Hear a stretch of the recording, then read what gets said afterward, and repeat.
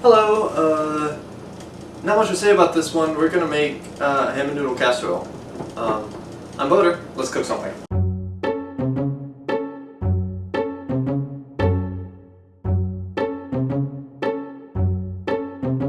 Alright, ingredient board, what are we gonna need for ham and noodle casserole? 1 ham steak, 8 to 16 ounces. I have 2 ham steaks, and they total 12 ounces, so that's good. 3 small cans of cream of chicken soup. 16-ounce package of egg noodles. This is actually a 12-ounce package because it was basically all they had, either that or the enormous ones, but that'll do fine. 2 or 3 cups of sharp cheese. We're being indecisive here. Steph isn't really a fan of sharp cheese, so I got a blend of sharp, mild, and Vermont white, whatever. Get cheese. Milk, bread crumbs.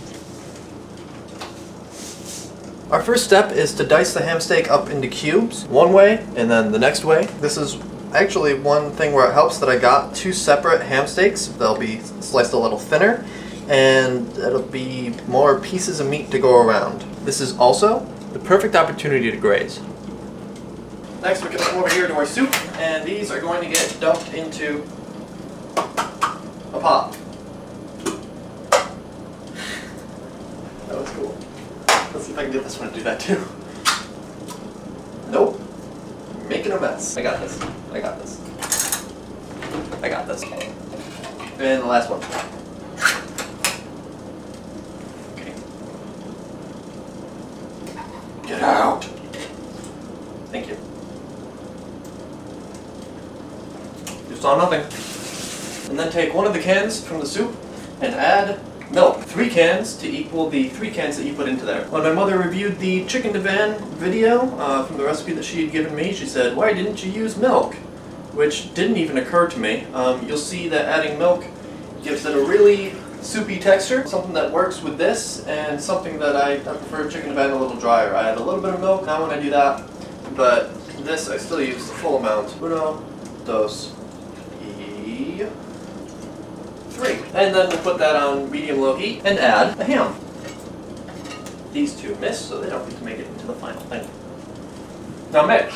Get that all stirred up. Try to get the big chunks of soup dissolving. Eventually that'll be mostly liquid-ish, soupy, with bits of ham mixed in.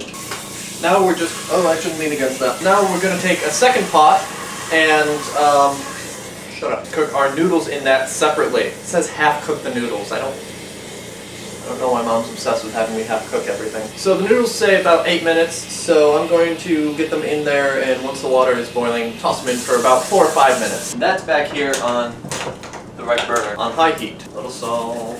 At this point we're starting to see that our pot over here is getting pretty soupy, so we're going to start the process of bringing cheese into it. 2 to 3 cups, well this is 2 cups, so this whole thing would go in. If you add it all at once, you're going to have a hell of a time trying to dissolve it, especially since that isn't exactly warmed up yet. So add it a little bit at a time and just be patient with it. Just a small handful or 2 at a time until that gets all dissolved. Or melted, or whatever. As we're putting in the last of our cheese, our water for the noodles is just about ready. I did move that over to a smaller burner because the big one in back that I almost never use was making funny sounds and threatening to burn the house down. And that would count as a cutting board incident. We're ready to put in some noodles. Oh, you're gonna be a bitch. Yes! In you go! So again, we're going for half cooking those. We're looking at about 4 to 5 minutes. And during that time, preheat your oven 350 degrees. That's giving me an 8-minute timer, and you know what? That sounds good, because this wasn't exactly boiling to start out with anyway. That should half cook, right? Yeah, okay, good. Cool. Perfect timing, because that's ready, which is good because we're ready over here. Add this to your pot over here. And I missed.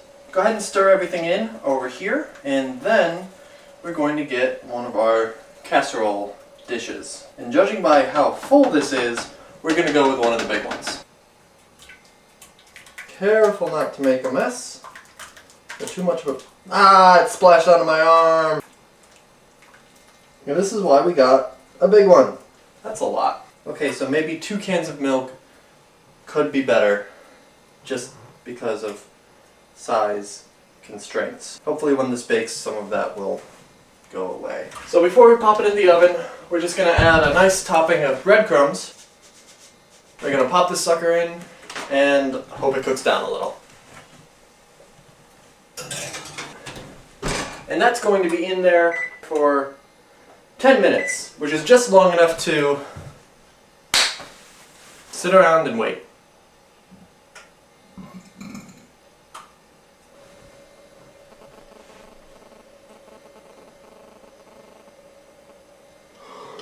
Veggie on.